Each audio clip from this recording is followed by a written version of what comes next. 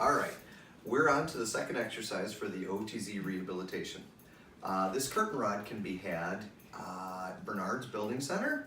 It's a 1-inch wooden dowel. No, you can't use a broom handle. I've been asked that many times, and you'll understand why in just a moment.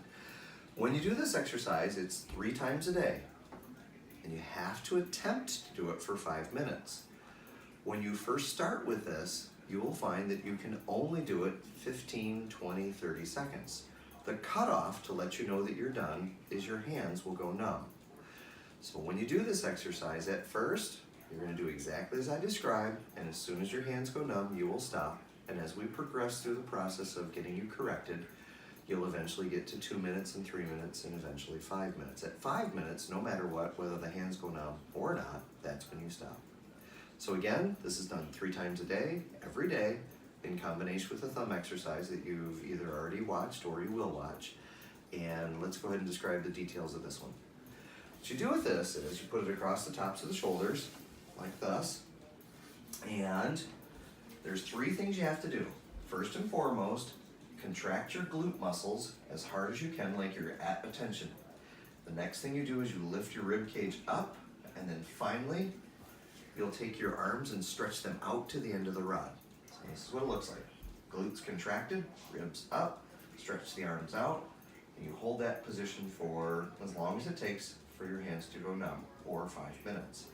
When you're done, it's pretty common for patients to come back and tell me that their hands were really heavy and their arms were really sore, so they just quickly let the rod drop like this, and they end up hitting their ceiling, so please be careful not to do that. A couple of things you'll experience while doing this. It does pull on the shoulders a bit. It's intended to. It's stretching out tissues in here that unfortunately have been excessively tight because of the subluxation that you've had at the OTZ region. It's common to get cramps between the shoulder blades. Yes, and that's actually acceptable, so try to live through that while you're doing this particular maneuver. It's common to get cramps in your low back as well. Again, totally acceptable. Try to live through that. Your stopping point is when the hands go tingly. And I've been asked many times, well, what if it's just a little tingly? My preference is when it tingles, you stop, okay?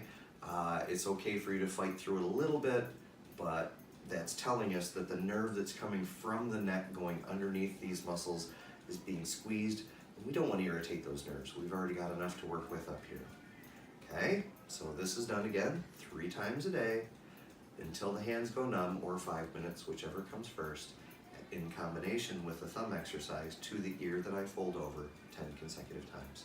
And that's it. Thank you.